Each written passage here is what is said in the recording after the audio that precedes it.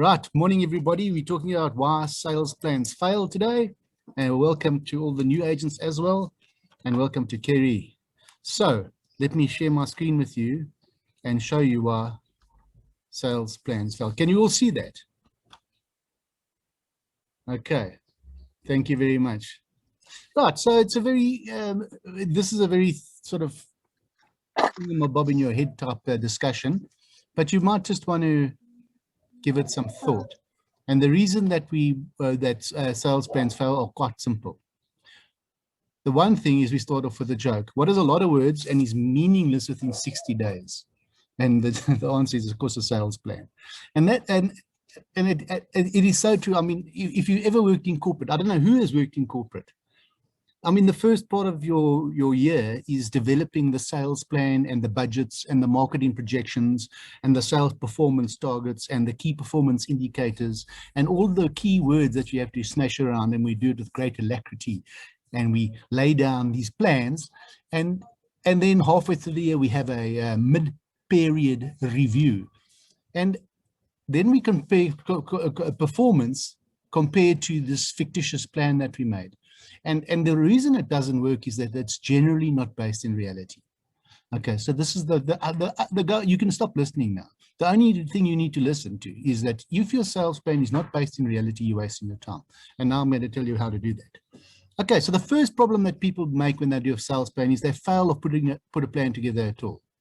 Okay, so people don't plan. How many of you do not have a sales plan? Come on, let's see the beautiful, honest truth.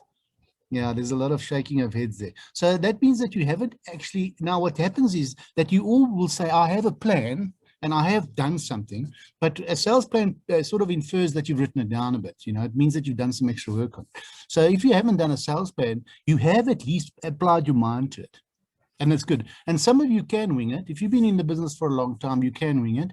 But the unfortunate and the sad truth is that the people that do well, the very experienced agents, if you ask them their sales plan, they know it verbatim. They know exactly what they're going to do, when and how.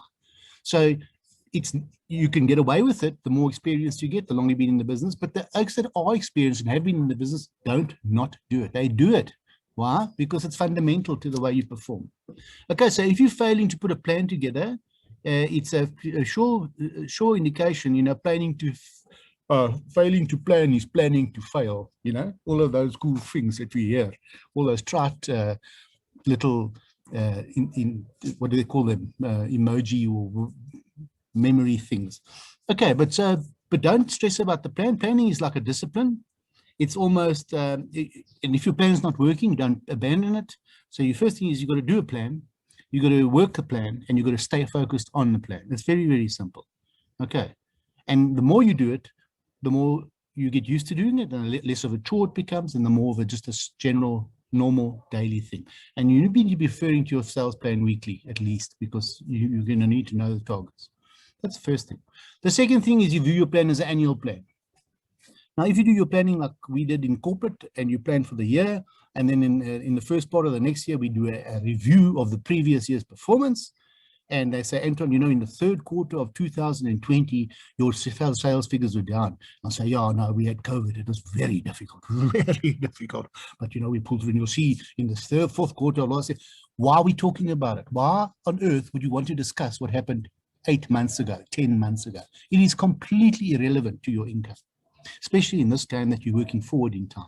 Okay, you don't get paid for what you did 6 months ago, a sale that happened. You've been paid, it's gone. That person's gone. Okay, so that's the fun thing. So develop your sales plan and work it on a 90-day cycle. So keep referring to it and keep updating it and look at it. Okay, it's like going to gym. If you go to gym once a week, it's hard. If you go to gym every day, it's easy because it becomes a habit. You walk in there, and if you're Anton, you go straight to the sauna, sit there for 20 minutes and clock out, and Discovery thinks I'm so fit. Meantime, I'm just sweating. Okay, don't tell them. Okay, so if you look at your sales plan, make sure that you keep coming back to it. And the more often you come back to it, the more real it becomes and becomes a part of your development, part of your life, part of your work. It's not a plan. These sales plans, these acronyms, these work smart, work, all this is nonsense. Just work. Right. Right. The third mistake for goal setting for planning is that we say, okay, last year, and I've heard it from you guys, and I said it too when I was still stupid, but I've got cleverer. So I used to say things like, last year we were up 20% from the year before, and therefore this year I'm going to increase by 25%. I don't think it's unreasonable to do 25% more this year than I did last year, because last year was 20% up and I'm being better. Okay. So, and stupid stuff like, let's stretch a goal. After all, if you aim for the stars and miss, you'll land on the moon. No, if you aim for the stars and miss, you will die in space, a miserable, lonely, cold death. Why? Because it's nonsense. You don't aim for something that's impossible and hope and know that you're going to underachieve and then be happy with that. That is the most ludicrous nonsense I've ever heard. They didn't aim for Saturn when they went to the moon to land the astronauts on the moon and say, we're going to aim for Saturn, and whatever we get in between, it'll be a win. And then they got to the moon and then, oh, we're successful. That's absolute nonsense. That's complete and utter failure. That's like saying, I'm going to go on holiday to the Cape, the Royal Cape Sun, and I'm going to stay on the Cape Peninsula for a week. And then when we break down in Jeffreys Bay and we stay in the backpackers in a tent, that's okay. It's so not okay. It is so wrong. So you don't plan like that. It's ridiculous. So what you do is you set a goal. Most people set these goals and then they create a plan. So they say, you know what I'd like? I'd like a Lamborghini Countach, yellow, canary yellow. Okay. And then I'm going to park it outside my new flat in Melrose Arch. Now, how many sales do I need to do to achieve this? And then they start doing the sales planning around owning a Lamborghini Countach. Now, unfortunately, it doesn't work like that. Why? Because you work for me in Rand Park, and people that work for me in Rand Park typically don't work here for 6 months and drive out in Lamborghinis. Okay. Now, it can happen, but it's probably not viable. What you should do first is look at your circumstances. Look at your training. Look at your experience as an agent. Look at the area you work in. Look at the sales that are going on. Look at the micro, macro, and meso environment that you're working in, and then set your goal. And then you will be surprised when you get to the figure and it says, this plan, after I've looked at it, tells me that I can earn about 25,000 Rand a month. Then you need to decide, am I happy with that? And what can I do to change it? And where's the Lambo, Anton? Where's the Lambo? Well, there's no Lambo. So how do you get a Lambo? Well, you need to shine up, grow your area, change your plan. Okay, so create the plan, and then you set your personal goals. Don't set your personal goals, come to me, Anton, I want to earn 50,000 Rand a month, and I'm going to make 40 phone calls, and I'm going to be successful. It's a lovely way of doing it because it's so easy to do it like that. To say, you know, and you can dream up the house, the car, the amount of phone calls, and then Monday comes and you don't do the 300 phone calls a day. Why? Because it's utterly impossible to do 300 phone calls a day, and you're planning to fail. But never mind, if you miss, we land on the moon. Nonsense. If you miss, you failed. It's rubbish. And because you're in sales, if you miss one a month, that's zero. The difference between the stars and the moon is not the same as 1 sale a month and 0 sales a month. It's a big difference, man. Okay, so bear that in mind also. The fourth mistake, okay, is using your gut or desire instead of data. And this is kind of what I'm talking about. When people say, there's no reason why I shouldn't have a Lamborghini and I'm going to do my sales targeting like that, that's just your gut talking. Everybody wants a Lambo, but how many Lambos are there? They're not a lot. And that must say something to you. So either it says that it's not so easy to get Lambos, or people don't work hard enough for them. But it's not the right mindset. You got to go the other way around. Okay. Most of the targets I hear from you guys are literally impossible. And when I say literally impossible, I'm not being a 16-year-old girl. They said he literally dumped me. No, I'm literally saying it's literally impossible. And why? Because your sales area is, let's say, Newlands. Okay, just in Randburg. Now, Newlands probably has the transfer of about 5 houses a month. And there are 30 agents active in Newlands. And if you've got one listing, how on earth can you connive the data to support a Lambo out of Newlands with 1 sale a month? It's not possible because the sales are low and you're not going to get all of the sales because your market penetration is low. And we'll speak a bit about that. The right way to do it is to look at the sales area. Sorry, to look at the sales area for goodness sake. Sorry, people are trying to join us. Look at the sales area, look at the data, look at what's possible, and then adapt your plan, your plan to it and your desires for it. And if you're uncomfortable, change your area, change the way you do business, get more people, do a lot of things. Okay. So the basic, what I'm saying to you is do a plan, base the plan on reality, and make sure you're using data. Because if you're not using data, you're dreaming, and it's a nice exercise, and you'll feel like you had a good day at work, and you've utterly and totally wasted your time. Okay. It's not doom and gloom, guys. I'm getting a heart-sinking feeling here that I'm actually making it easy for you. Right. The last thing is the failure to invest in the plan. The single biggest error I can see with plans, I've never once seen a budget attached to a marketing plan for an agent. Okay, so think about it. If I come to you and I'm going to go to Kerry and say, Kerry, I'm going to be your best client. I am going to do 45 transfers a month, and I'm going to do 400 phone calls a day, and I'm going to work in Braamfontein, and it's going to be fantastic.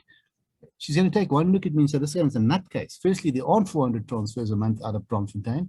And how are you going to fund that, Anton? Where's the marketing plan? Where's the budgeting that accompanies a plan?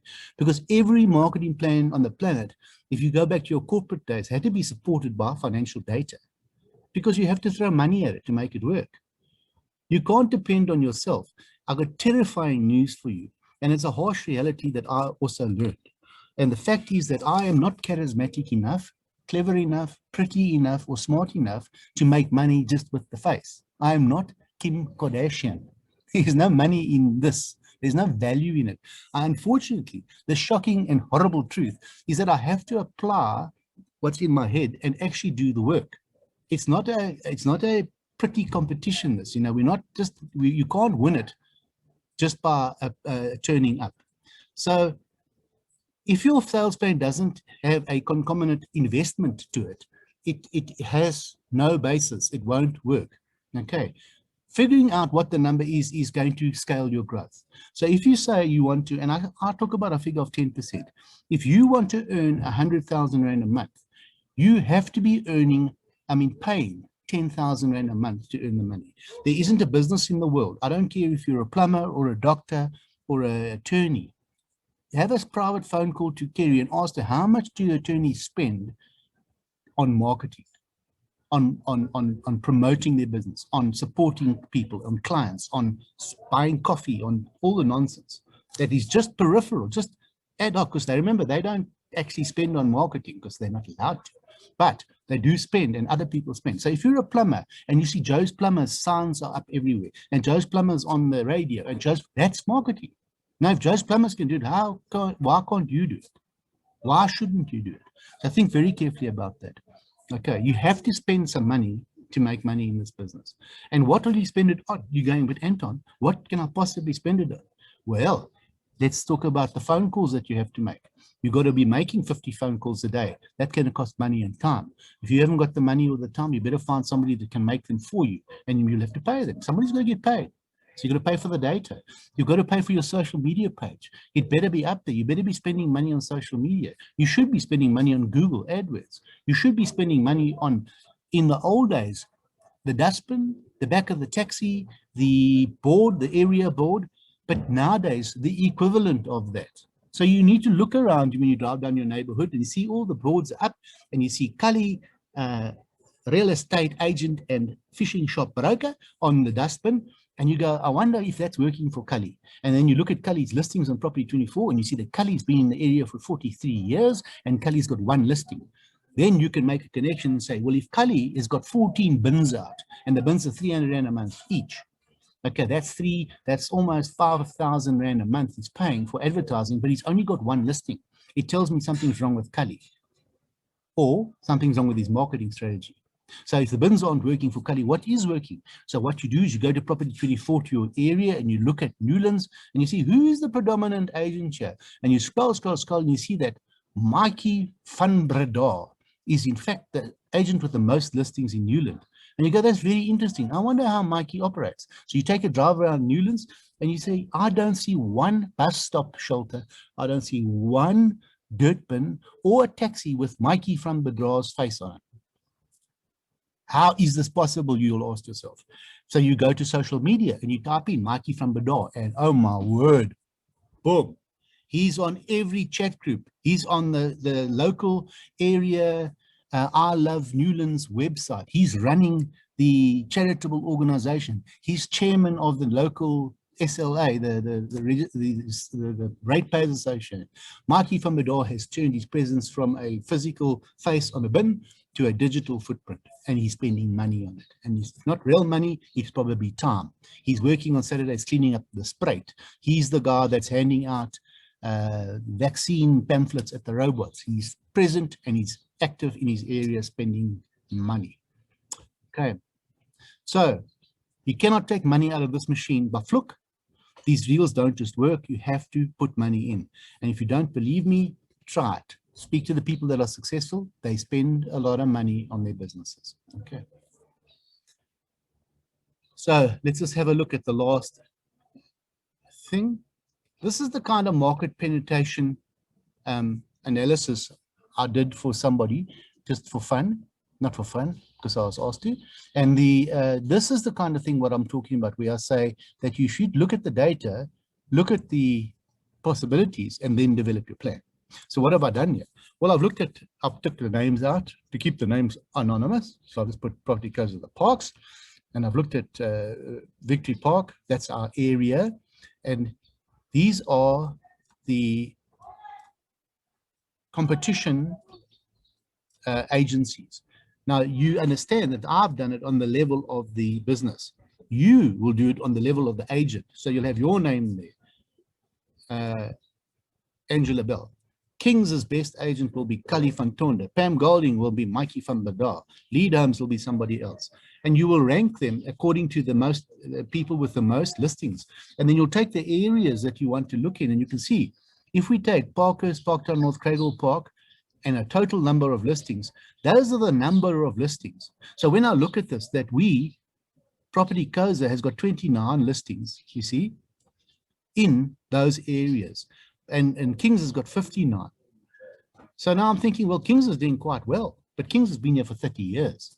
We've been here for 2 years. So I think I'm doing quite well. So out of the total amount, which we add up the total, it comes to 190 properties that are for sale in the area I'm focusing on. That's 190 properties, and I've got 29 of them. Therefore, my market penetration is 15%. And 15% is quite good. Okay. And it's leaving us at line number 4, 5, and it's better than now than it was. This was done a year ago. Okay, and you can see that 23, 26, 31. So Kings is the predominant agent in the area. So now I look at Kings, and remember, you won't be looking at the name Kings, you'll be looking at Cully van Tonde, and Cully is the King's agent, and you look at his listings on Property 24. Why Property 24? Because that's the most representative portal that we've got. That's by far the biggest. You look at Cully's listings, and you around these areas of Parkhurst, Parktown North, and Cradle Park, and you determined what is it that this guy's listings are. What do they look like? Are they all flats? Are they all open land? Are they all buildings? What is it? Then you drive around those areas and you look for Cully van Tonde's boards, and you see the boards, and you confirm, yes, these listings are real. The boards are up. This man is active here. And then you look at the bus stops and you look for Cully's fat face, and where is Cully? And you'll either see Cully on boards or you won't see Cully on boards. Now, if Cully has got 20 boards up, all the dustbins, all the bus stops, and all the taxis, and he's got signs outside all the restaurants, that's the way you're going to have to market in that area. But you probably won't see Cully's face out there. Why? Because if you go onto the interwebs and you go onto Facebook and you look there, you'll probably see Cully is an enormous presence in the area. And he's probably part of all the groups, and he's probably part of everything. And that leads me to now, the last question is, okay, I'm going to do my plan. If I've got 15% of the market, I can expect to do 15% of the sales. So then you go to Lightstone and you look at the transfers in that suburb, and you will see that those 3 or 4 suburbs transfer about, let's say, 60 properties per year. So that's about, what's that, about 5 a month. Now, if it's 5 a month and I've got 15% of the market, I can expect to do like what? 1, if I'm not even. point one. So I can tell you this out now, Anton that's doing this analysis for his property. If there are only 5 transfers in a month, and I've only got 15% of the market, 15% of 5s is like a half a deal a month. I'm going to expect to do 1 deal every 2 or 3 months. There is no Lambo in my future if I just do this. Okay, it's a better way of doing it than saying I want a Lambo and I'm going to force the figures to fit. No, look at the figures and force the reality into your brain. So Anton, I am going to buy myself a big boy scooter and I'm going to scoot around those areas, make friends with everybody. I'm going to get active on the interwebs. I'm going to spend money on social media marketing. I'm going to go visit all the restaurants. I'm going to put flyers in all the restaurants. I'm going to give discounts to anybody who wants to talk to me to go to Espresso and have a free cup of coffee and on Anton. And I'm there every Monday morning for free advice to talk about property. And if you do that and you do go to Espresso, you'll suddenly find out that the owner of Espresso has been there for 30 years. And he was one of the founding fathers of Parktown or Parkhurst. And if you want to know anything about property in Parkhurst, you speak to him. Okay. So guys, that's a very simple analysis of why marketing sales plans fail. And the reason they fail is because we do them the wrong way around. So please go take this plan. I'm going to email to you, start at the back, do an analysis of your market, how many houses are for sale, who the dominant agents are, what is my percentage of sales, and you can realize I can sell 1 a month, no a month, once every 3 months, if I sell once every 6 months, and then you can come back and tell me, instead of a Lamborghini, I've decided to buy a bicycle, and that'll be fantastic. And if you want to upgrade from a bicycle to a big boy scooter, you could probably throw some money at it or go to the coffee shops and start making yourself a valuable member of the community. Right. Are there any questions?